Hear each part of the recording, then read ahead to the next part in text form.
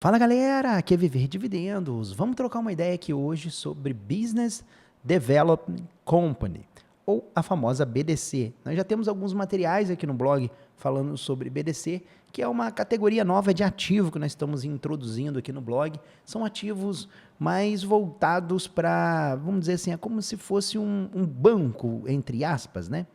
E ele emprestasse dinheiro para empresas de pequeno e médio porte, né? E aí eles têm uma flexibilidade na hora de emprestar esse dinheiro melhor do que um banco teria. O banco geralmente ele vai exigir alguma coisa em troca ali, como se fosse uma custódia, né? Para você meio que, pô, você pediu lá não sei quantos milhões, então você tem que deixar aqui um imóvel, você vai ter que deixar algum bem aqui alienado para caso você não venha pagar.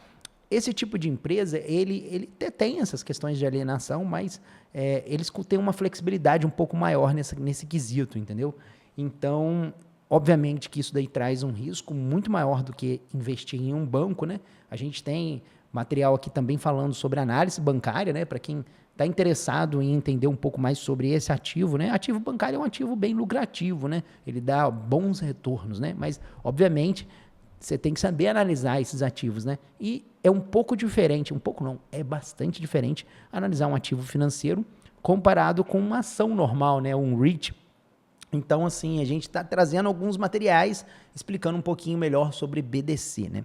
E esse vídeo de hoje a gente vai falar especificamente sobre isso aqui, que é o gerenciamento da BDC. Nós temos dois tipos de gerenciamento numa BDC. Nós temos o gerenciamento interno e o gerenciamento externo. O que vem a ser isso?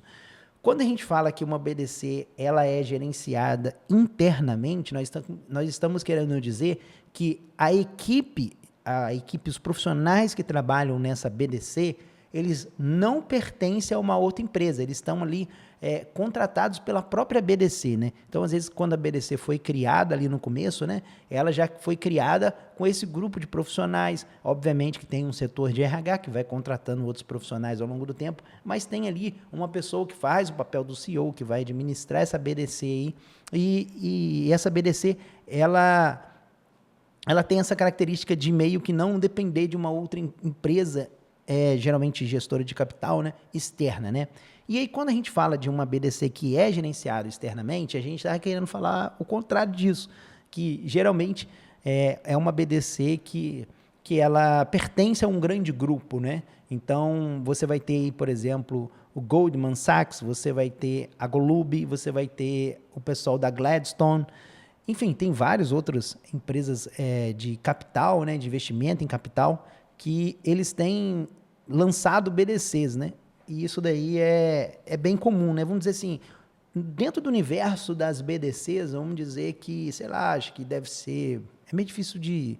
Eu ainda não tenho essa informação, mas acho que deve ser uns 80% gerenciado externamente. A grande maioria das BDCs, elas são gerenciadas de forma externa, né? Então, no último post, né, que eu fiz aqui no nosso blog, né, se você for ver nesse post aqui, ó, de compras, né, na verdade, aqui que a gente iniciou a nossa carteira de BDC, né, eu comprei a Golub e comprei o pessoal da ARCC, que é Ares Capital, que são acho que a Ares, ela é a maior BDC que tem, né, e a Golub, ela tá ali entre top 5 ali, mas vamos colocar dessa forma, né? E esses caras, eles são gerenciados externamente. Tem uma outra empresa ali que faz esse gerenciamento, né? Então, isso daí a gente tentou listar aqui no nosso artigo, né? E aí eu recomendo, esse vídeo que vocês estão vendo é um complemento ao que está ali no artigo, né? Então, o ideal seria que você continuasse, né, a leitura ali desse artigo para você poder se aprofundar um pouco mais nessa parte de gerenciamento, que é importante você entender como que funciona essa dinâmica, né? Então, obviamente, a gente tem pontos positivos e negativos para cada um deles, né? Eu vou tentar sintetizar aqui no vídeo.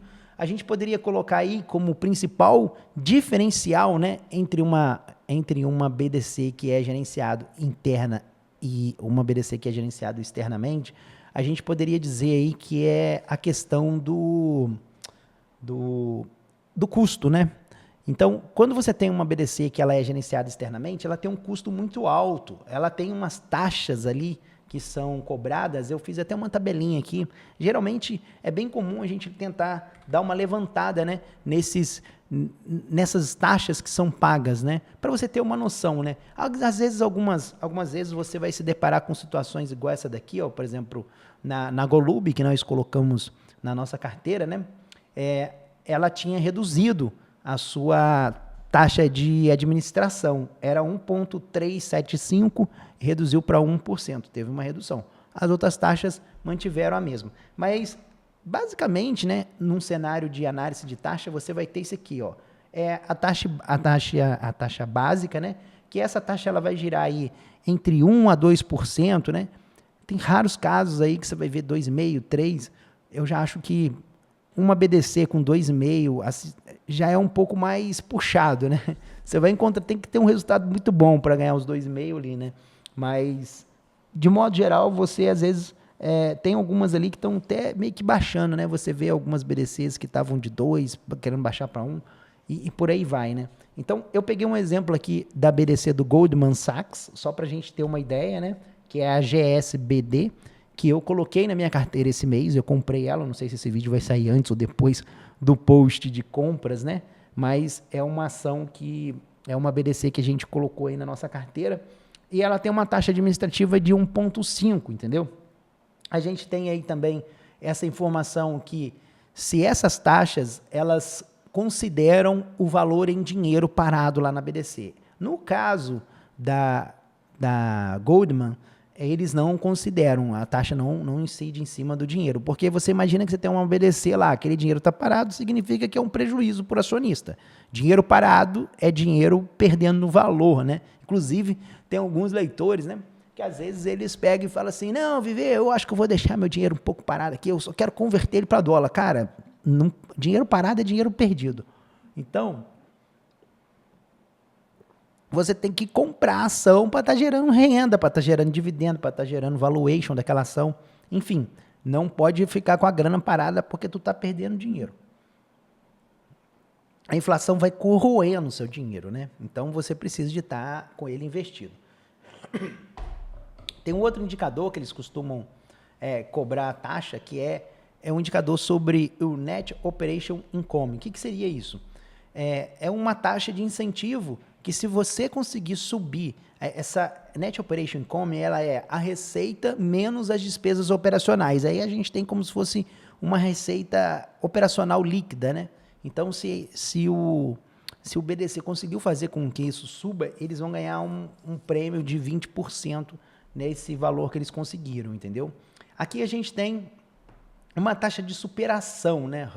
Hurdling, né? Que seria o quê? Se você, imagina como se a gente tivesse uma meta e aí você tem uma super meta. Então, cara, se você conseguir superar esse número aqui, pô, eu vou te pagar, além do que você já ganha de taxa, mais 7%, né? Então, aí você vai ganhar um extra, né? E você tem também uma taxa de incentivo para ganho de capital, né? E aí você vai ter ali os 20%. Esse aqui e a Net Operation Income também meio que vai girar em torno aí entre 20% e 30%.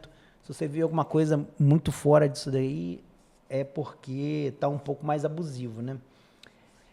Essa questão aqui do catch-up é meio que você, caso ele não consiga bater a meta de superação aqui, ele tem como, sei lá, vamos supor que ele está no momento, porque as BDCs, o desempenho delas depende muito do mercado, né?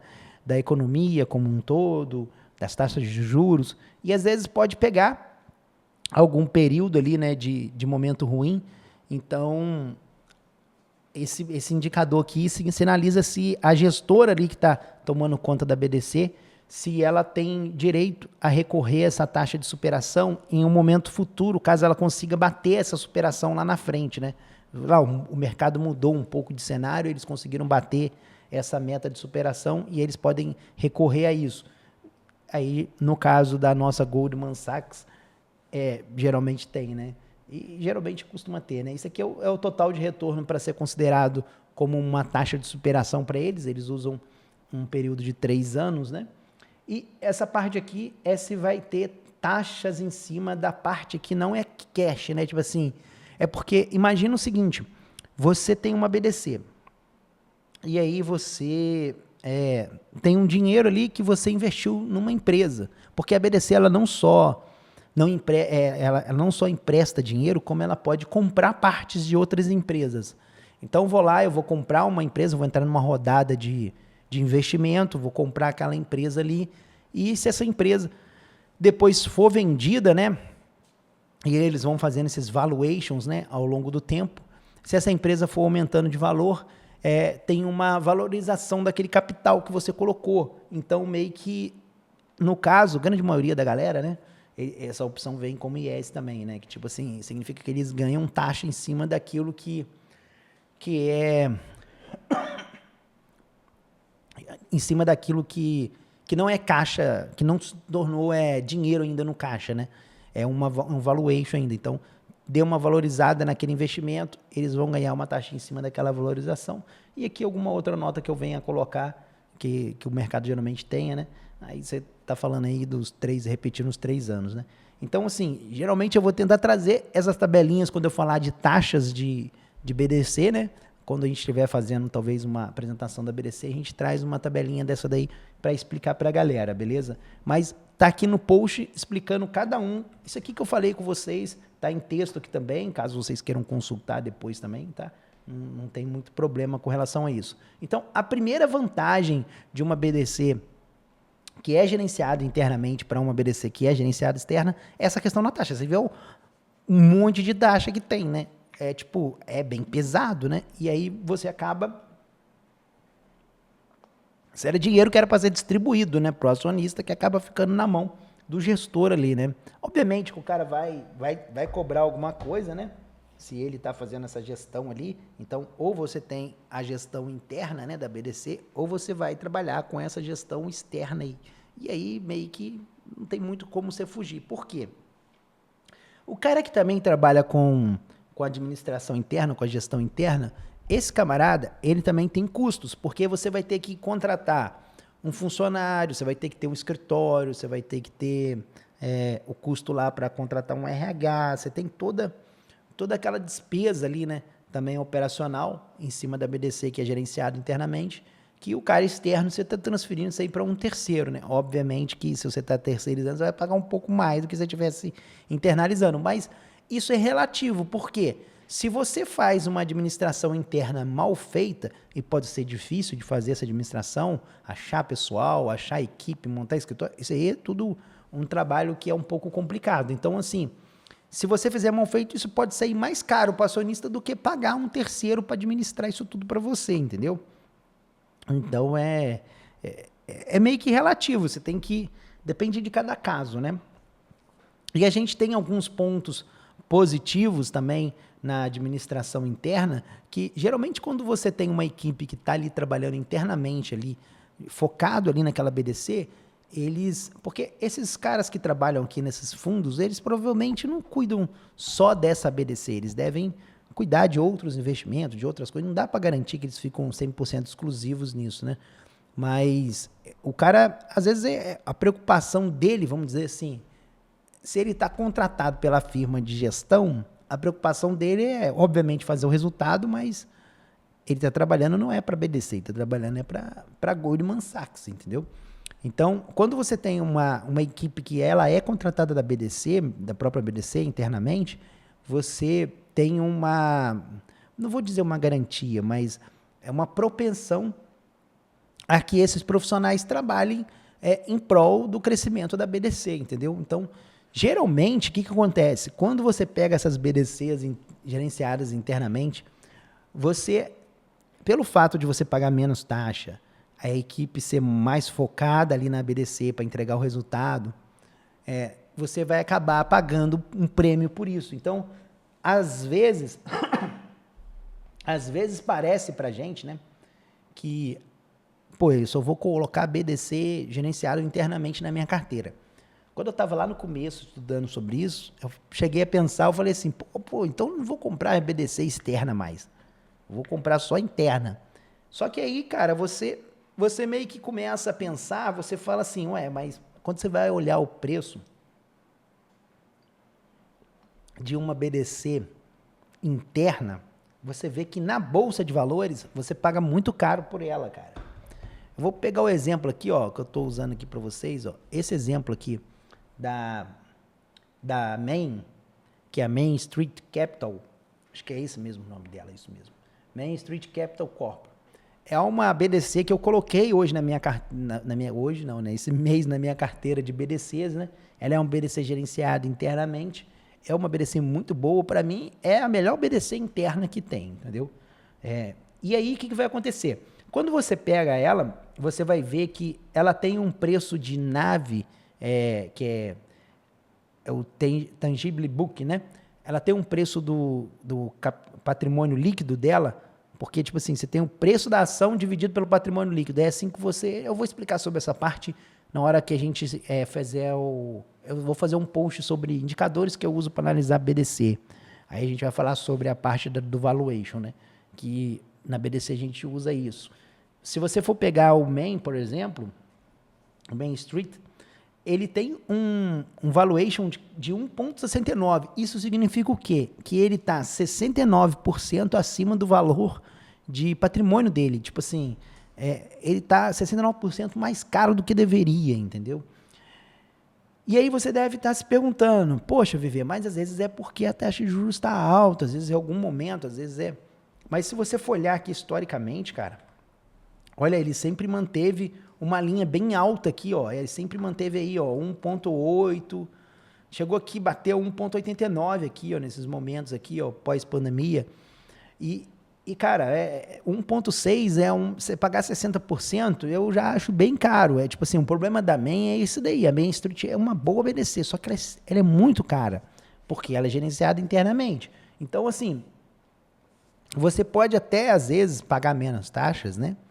Mas você vai ser punido ali na hora de você comprar o ativo, né? Porque você vai pagar caro, né? Então, se você for olhar historicamente, né? Ela sempre manteve aí, né? Um indicador até mais elevado do que tá, né? Então, assim, parece que ela tá cara, mas se você for comparar com o histórico aqui, ó, ela tá até barata comparando com esses períodos aqui. Então, enquanto que você vai ter 1,69 numa BDC que é gerenciada internamente, você vai pegar uma BDC que é gerenciada externamente, igual, por exemplo, a Goldman Sachs, que a gente está usando aqui no exemplo, você vai ter 1,10, que é até uma BDC cara, gerenciada externamente. 1,10, ela está até um pouco cara. Esse mês eu comprei BDC cara, hein? Se você for pegar a Ares, você vai ter 1,06, é 6% acima do valor de patrimônio dela. Então, assim, é um valuation que está assim, mais justo, entendeu? Tá mais, você não vai ter... Você tem ali algumas BDCs que estão 0,98, né? Ou seja, está com desconto, né? Está mais barato do que o... Aí você tem que fazer a análise do risco, né? Mas, enfim. Mas aí você tem esse ponto também. Pô, a gerenciada interna parece ser mais atrativo por ter um custo de taxa menor, mas o preço que você paga para entrar nela é mais alto, entendeu? Aí você põe na balança isso aí, você vai ver que às vezes você paga até mais caro numa gerenciada interna do que numa gerenciada externamente. Por quê? Por causa desse negócio do custo, mas tem outros fatores também. Por exemplo, você pega o risco de... Vamos dizer assim, eu até coloquei aqui, tá fugindo o nome do raio da palavra, né? Menor risco de conflito de interesse. É esse aí que era o termo. Uma BDC externa, ela tem um risco maior de conflito de interesse. Por quê? Você pega uma empresa em que, sei lá, o Goldman Sachs é parceiro ou é alguma coisa assim, e o cara pode simplesmente falar assim, ó, põe a grana da BDC do Goldman aqui nesse camarada, entendeu? Então pode ter algum conflito aí de interesse, tem esse risco. Obviamente que essas empresas grandes, né, elas falam que não tem isso não sei o quê. É meio difícil da gente até conseguir provar alguma coisa nesse sentido, né? A própria, por exemplo, Gladstone. Eu tenho um REIT aqui da Gladstone, né? Mudando um pouco de assunto, mas dentro desse contexto, né? Se você for ver aqui na minha carteira, eu tenho um REIT chamado Good, que é Gladstone alguma coisa. Como é que é o nome do raio do REIT, mano? Gladstone Commercial Corporation. O Good. Esse camarada aqui, ele é bem mais descontado do que os outros REITs, Porque esse REIT, ele é gerenciado externamente. Isso aí tem também nos REITs, tá, galera? Mas acontece que, assim, 90% dos REITs, eles são gerenciados internamente. Aí você vai ter um percentual bem pequeno dos REITs que são gerenciados externamente. E aí o pessoal no mercado, por ele ser gerenciado externamente, dá um desconto maior para ele. Eu não vejo problema, o pessoal acha que o pessoal da Gladstone favorece uma coisa ou outra, já tem umas notícias aí meio esquisitas e tal, que eles compraram alguns imóveis em que a Gladstone também estava investido em alguns terrenos lá perto e por aí vai. Então, assim, pode acontecer de ter algum conflito de interesse nesse sentido, entendeu? Então, assim, quando você compra uma BDC externa, você corre esse risco que uma BDC interna não vai ter, entendeu? Isso é um ponto positivo para as internas. Um ponto positivo para as externas, fazendo um contraponto aqui, é que o fato dessas BDCs externas, elas pertencerem a umas empresas de capital grande, elas têm uma rede de network muito maior do que uma BDC interna. Então, as oportunidades para uma BDC externa são maiores do que para uma BDC interna, entendeu? Um outro ponto negativo nessa questão aí das BDCs externas é que, da mesma forma que a gente tem essa carteira de oportunidades grande, o fato dessa BDC externa depender muito dessa taxa pode levar a BDC externa a criar um certo vício e acaba prejudicando os acionistas em prol de fazer com que cresça, vamos dizer assim, sei lá, essa BDC aqui, ela meio que, o cara vai ganhar um bônus se o patrimônio da BDC subir, né? Então, poxa, o que eu vou fazer? Eu vou tomar empréstimos que não são muito atrativos e vou depois emprestar para outras pessoas com uma taxa de ganho muito pequena. E aí, com essa intenção, eu vou subir o meu patrimônio, mas eu não vou ter um momento de receita líquida, do NOI lá, né? Tipo, minha receita líquida não vai ser muito boa. Então, por isso que é importante você bonificar nas duas pontas, né? Para que ele possa tomar um empréstimo com o banco, um empréstimo com uma taxa atrativa,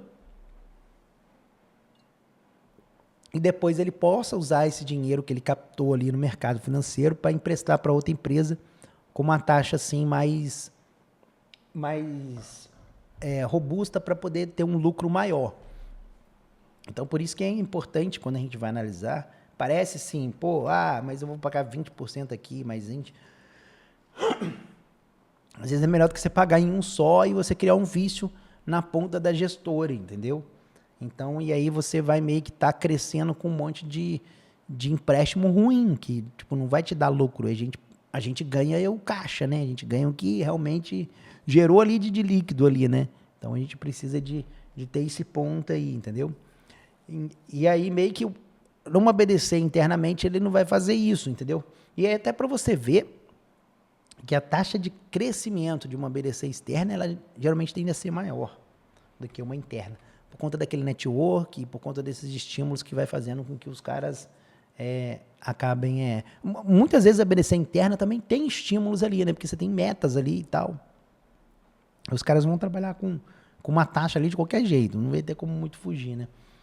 Então, galera, assim...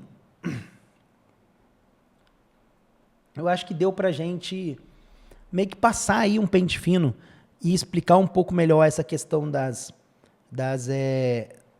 BDCs administradas internamente e as BDCs administradas externamente e mostrar ali os pontos positivos e negativos. Eu fui pincelando aqui os pontos aí meio que na bagunça, aí, mas minha cabeça é meio doida assim mesmo. O pessoal que está acostumado aí comigo nos vídeos sabe que eu não tenho um roteiro muito fixo. Liga a câmera e sai falando. Mas a ideia era passar isso daí, eu acho que deu pra gente transmitir um pouco disso daí. Minha garganta não tá muito bem, né? Vocês estão vendo que eu já tá meio que arranhando já. Fui cismar de nadar esses dias aí, eu tava frio pra caramba, acabou que não caiu muito bem. Mas, enfim, a ideia é essa daí, galera, para vocês terem uma noção. E espero que vocês tenham gostado desse material. E que ajude vocês aí. Vai vir outros temas aí, a gente vai falar sobre as notas seniors e etc e tal, e tem muita outra coisa aí de BDC pra gente falar. A gente vai se aprofundando aos poucos aqui nessa classe de ativo à medida que a gente vai construindo a nossa carteira. Para quem não conhece aí, ó, na aba aqui em cima aqui, ó, da carteira, você consegue ver as nossas BDCs aqui que estão aqui já começando a construção. Ainda tem que atualizar aí com a AMEN que nós compramos e a Goldman que nós compramos. A minha ideia é fazer o quê? Sei lá, umas 8, 9, talvez 10 aí no máximo aí, estourando aí de BDCs aí. Então ficamos por aqui. Continua aí com a gente que temos mais material sobre BDC para vocês e até a próxima. Valeu, pessoal.